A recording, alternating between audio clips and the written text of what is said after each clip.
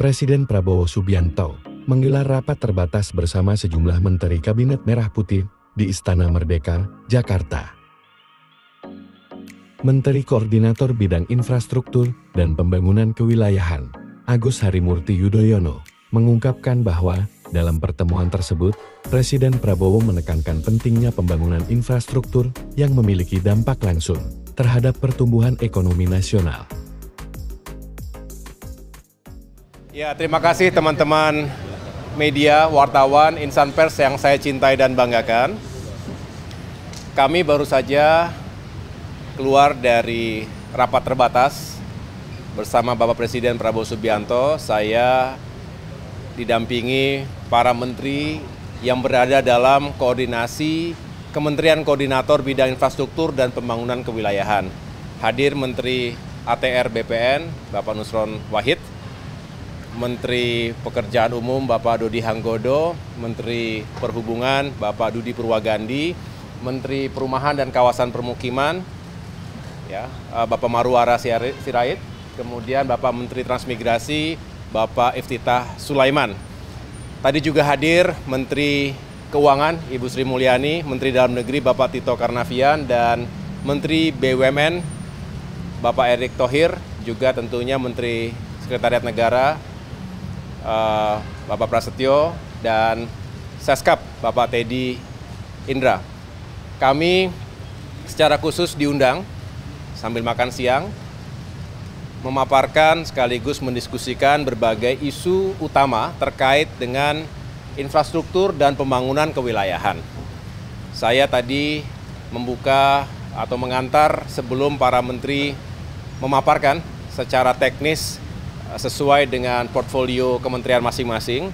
Yang jelas dalam rapat terbatas tadi, Bapak Presiden Prabowo Subianto kembali menekankan pentingnya pembangunan infrastruktur yang berdampak langsung terhadap pertumbuhan ekonomi secara nasional, juga tentunya ekonomi lokal, dan peningkatan kesejahteraan masyarakat Indonesia. Kita tahu bahwa target swasembada pangan, swasembada energi, hilirisasi, termasuk penguatan sumber daya manusia melalui sektor pendidikan, kesehatan, dan juga konektivitas itu membutuhkan dukungan infrastruktur yang memadai. Oleh karena itu, tentu dihadapkan pada efisiensi anggaran, kami juga menyikapi dengan positif bahwa memang perlu dilakukan prioritas yang terbaik untuk mendukung prioritas-prioritas dari Bapak Presiden tanpa mengesampingkan pentingnya perencanaan sekaligus pembangunan infrastruktur yang memang juga penting untuk hari ini maupun di masa mendatang. Oleh karena itu kami tentu semangatnya adalah terus mencari solusi termasuk sumber-sumber anggaran yang tidak hanya bersandar pada APBN atau fiskal kita, tapi juga sumber-sumber investasi yang kredibel, yang sustainable, baik dari dalam maupun luar negeri. Swasta menjadi penting untuk bisa bekerja sama dengan pemerintah agar proyek-proyek infrastruktur tadi bisa dijalankan dengan baik. Ada beberapa hal yang terkait dengan Kementerian Perhubungan. Kita tahu saat ini sudah masuk bulan atau medio Februari.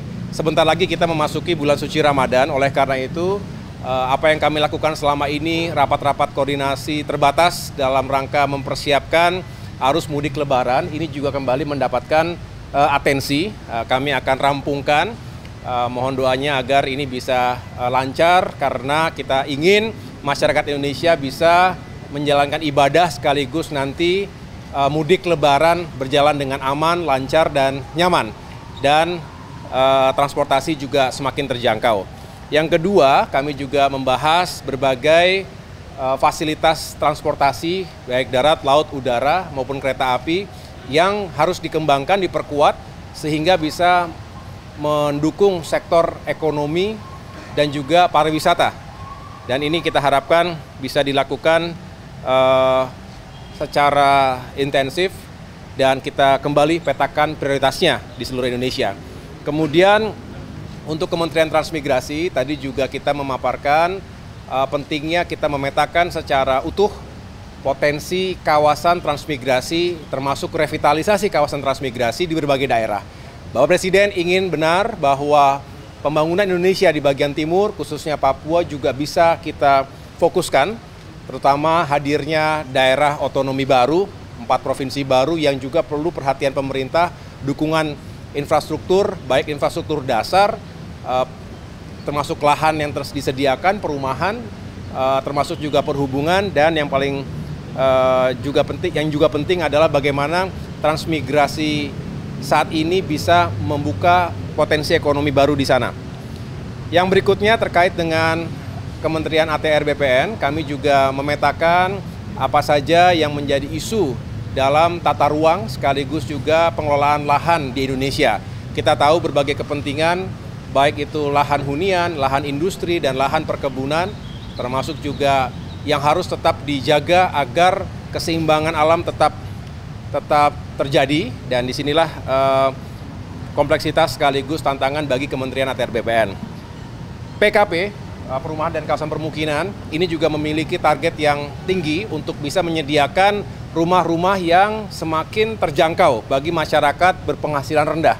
Kita ingin melakukan pembangunan 3 juta rumah dan harapannya dengan skema yang berpihak pada rakyat kecil, termasuk dukungan dari berbagai pihak, karena tentu Kementerian PKP tidak bisa bekerja sendirian, termasuk hadirnya Kementerian Dalam Negeri tadi, Mendagri, untuk memastikan pemerintah daerah juga dalam satu frekuensi yang sama, menghadirkan rumah-rumah rakyat, mengentaskan permasalahan backlog perumahan, sekaligus menghadirkan perumahan yang semakin layak huni bagi rakyat kita. Dan yang terakhir terkait dengan Kementerian Pekerjaan Umum, tentu berbicara infrastruktur dasar, jalan-jalan, persiapan menuju Lebaran, lalu kita juga kembali meyakinkan agar infrastruktur, misalnya bendungan, itu benar-benar terhubung dengan saluran irigasi sehingga bisa meningkatkan swasembada pangan. Dan yang lain-lain yang tentunya membutuhkan perhatian dari sektor pekerjaan umum.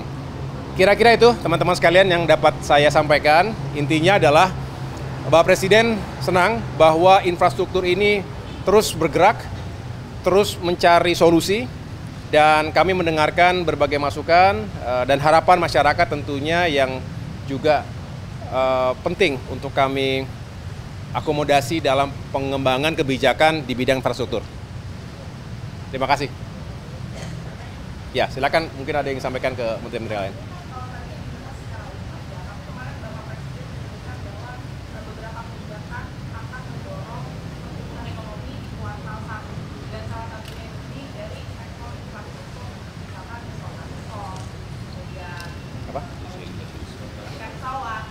Oh.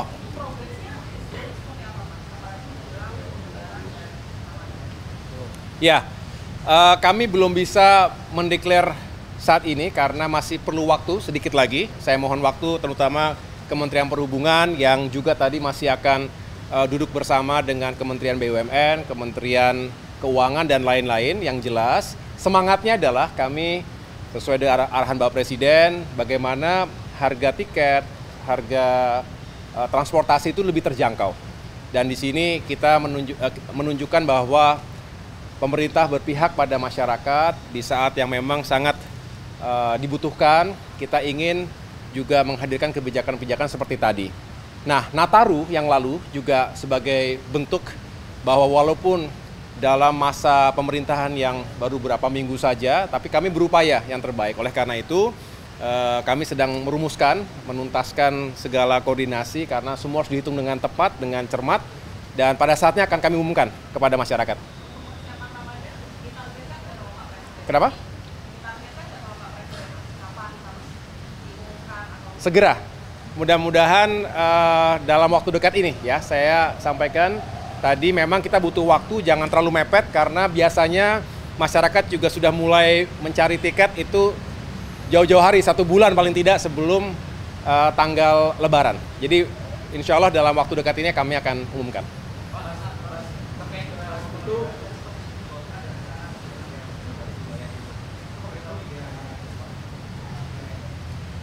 Daerah otonomi baru yang dimaksud tadi ada 4 provinsi di Papua. Ada Papua Tengah, Papua Pegunungan, Papua Selatan, dan Papua Barat Daya. Daerah baru pembangunan ibu kota. Ya, jadi 4 provinsi tadi kan merupakan daerah otonomi baru. Nah, yang belum hadir ini kan center ataupun pusat-pusat pemerintahannya.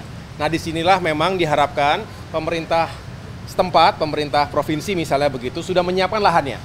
Nah, memohon kepada pemerintah pusat, termasuk Kementerian PU, untuk bisa membangun pusat pemerintahannya.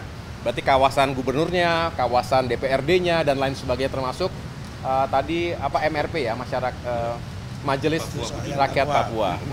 Jadi artinya ini semangatnya adalah bagaimana pemerintah bisa segera bekerja secara optimal setelah ada lingkungan yang dipersiapkan secara infrastruktur.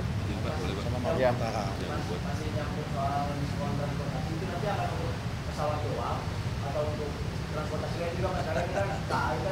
Kita rumuskan. Apa? Kita rumuskan itu kan. Saya tempat. Ya, Bapak. Sedang kita rumuskan. Jadi memang selalu berbicara semangatnya dulu, tapi juga kita harus hitung dengan cermat. Tetapi sekali lagi semangatnya adalah bagaimana transportasi ini semakin terjangkau, khususnya di dalam masa 2 minggu sebelum dan sesudah Lebaran. Disinilah sedang kita hitung juga, termasuk tadi selain itu kita membicarakan bagaimana menyusun strategi untuk mengurai kemacetan. Misalnya kita tahu bahwa Lebaran kali ini back to back dengan Nyepi, artinya ada blok waktu di minggu tersebut yang harus kita perhatikan. Nah, dihitung dan disimulasikan oleh Kementerian Perhubungan, hari H-min berapa harus sudah mulai diurai agar tidak semuanya menumpuk di 2-3 hari sebelum Lebaran. Mungkin ada yang lain, silakan. Boleh sedikit. Ya, silakan. Pak Nurhanus? Udah. Izin Pak Menko.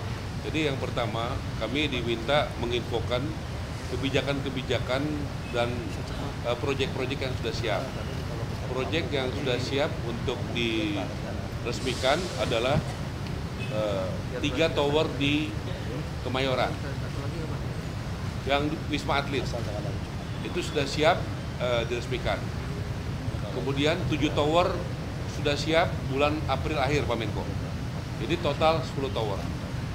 Kemudian juga kita diminta mengumumkan perumahan subsidi ya FLPP yang sudah dibangun, yang sedang dibangun, dan yang sudah diserahkan total per hari ini 104.000 per hari ini ya, total 104.000. Kemudian kami juga ada beberapa case yang mesti cepat diselesaikan, seperti kasus pagar di PIK, itu tidak boleh ada rumah eksklusif.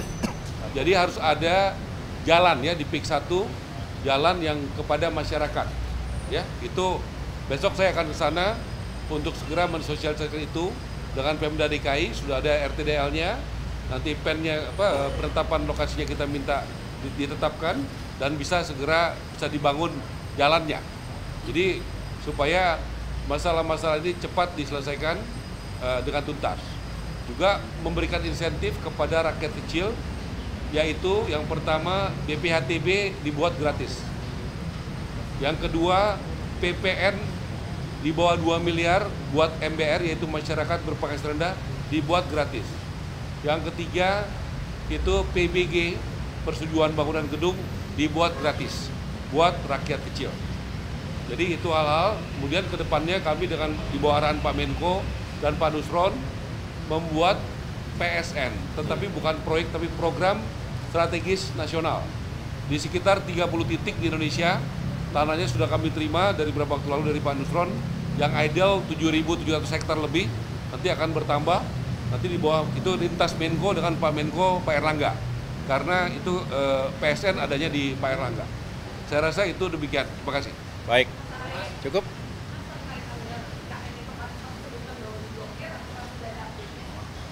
Kenapa? Oh iya, sebentar. Oh. Saya menjelaskan satu lagi, izin Pak Menko. Ya. Sudah supaya jelas, dari Bank Indonesia kami sudah mendapatkan Masuk ke IKN kan? pelonggaran GWM, Giro Wajib Minimum. Bank itu ada Iya kan? duitnya Itu 48 di BI, Yang ke Pak. dan itu Pak Bank Basuki. Indonesia siap untuk menjalankan sejumlah 80 triliun ya, duit bank yang ada di Bank Indonesia.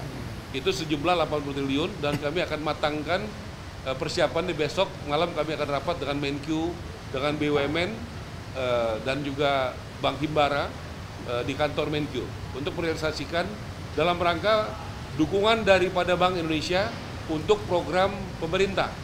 Ya, 3 juta rumah itu artinya 3 juta yang dibangun dan yang direnovasi. Jadi demikian Pak. Makasih Pak. Cukup ya. Apa? Kenapa? Oh ya. Aman.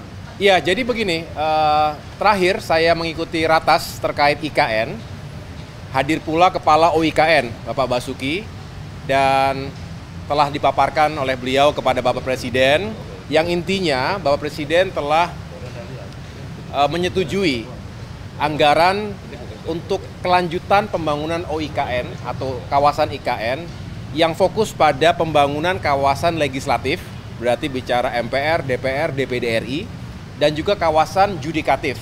Ada MA, ada MK, ada KY, Komisi Yudisial. Itu dipersiapkan sekitar 48,8 triliun rupiah. Ini 2025 hingga 2029 dengan tahapan-tahapan tentu yang akan diatur sesuai dengan timeline dan juga rencana kerja yang telah disusun oleh OIKN. Jadi di situ posisinya kami tentu akan juga turut mengkoordinasikan karena OIKN juga menjadi salah satu wilayah koordinasi kami. Dan dengan demikian harapannya 1, 2, 3 tahun ke depan ini akan terjadi pembangunan, ada kelanjutan pembangunan dan progres yang bisa kita ikuti bersama. Kenapa?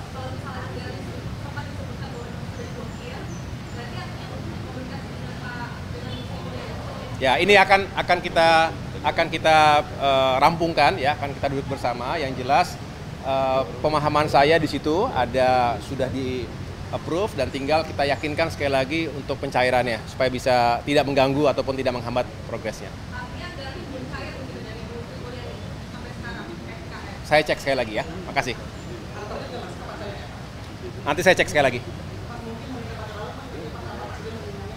Tidak. Apa gimana? Sorry. Pagar laut tadi sudah dijelaskan Pak Menteri ATR. Menanyakan pagar laut tadi. Udah kemarin.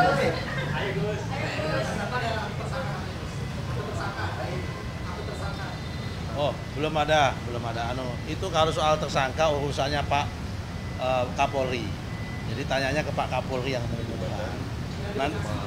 Kenapa? Bekasi. Kalau pemecatan BKW akan kami umumkan harusnya hari ini, tapi kan ada rapat ini besok lah. Tunggu besok lah. Tunggu besok ya. Oke. Dan kenapa? Yang mana? Kalau yang berkomunikasi dengan pengusaha itu kan kita pemerintah memang wajib komunikasi dengan siapapun. Ya kan, dengan pemerintah, dengan rakyat, dengan pengusaha, semua kita komunikasi. Tetapi dengan komunikasi itu bukan berarti kemudian kita tidak tegas. Bukan berarti kita dengan komunikasi itu tidak menegakkan aturan. Buktinya Pak Ara berteman sama Pak Aguan, besok pagernya mau dibuka. Salah satunya contohnya begitu. Bagus. Ya. Kenapa? Pagar laut kan udah selesai. Pagar laut 193 SHGB-nya mereka sudah diserahkan kepada ATR BPN kemarin untuk dibatalkan. Yang Bekasi juga sudah diserahkan untuk dibatalkan. Yang Bekasi kan bukan punya Aguan ya, punya yang lain begitu. Kalau sanksi kan urusannya laut, Pak, bukan urusan kita. Urusan saya kan urusan penerbitan sertifikat tanah yang tidak proper. Kalau urusan kita.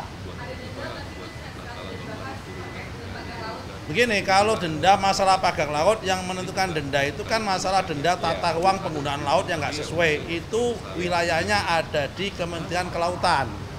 Kalau urusan kita itu masalah administrasi pertanahan. Kita batalkan atau tidak karena itu tidak ada wujud tanahnya gitu ya. Oke.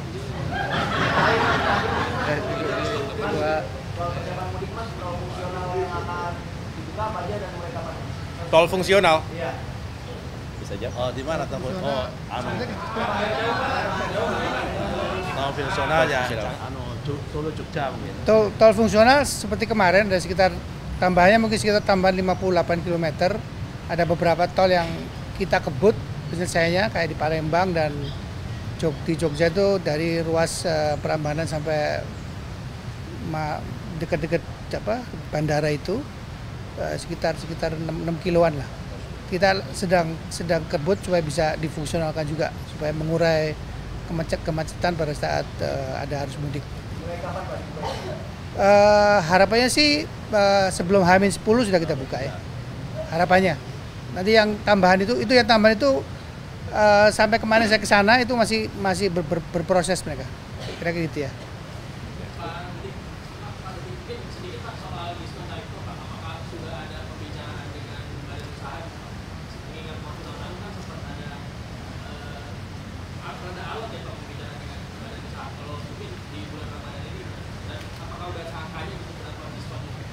Masih dibicarakan. Angka pastinya belum Mas, tapi kita sudah mulai bicara. Bahkan hari ini Kepala BPJT sudah Zoom meeting dengan semua badan usaha. Mudah-mudahan nggak berapa lama lagi kita bisa umumkan bersama-sama dengan Pak Menko dan juga tiket pesawat yang lain untuk diskonnya. Dari badan usaha sendiri sudah menyampaikan persetujuan itu nggak Pak? Soalnya kan langsung dari Pak Prabowo Pak diskusinya. Ya, tapi kita masih diskusikan secara detailnya. Kemarin Pak Prabowo kan juga nggak bicara berapa besarnya kan. Nanti detailnya seperti apa kita lagi diskusikan.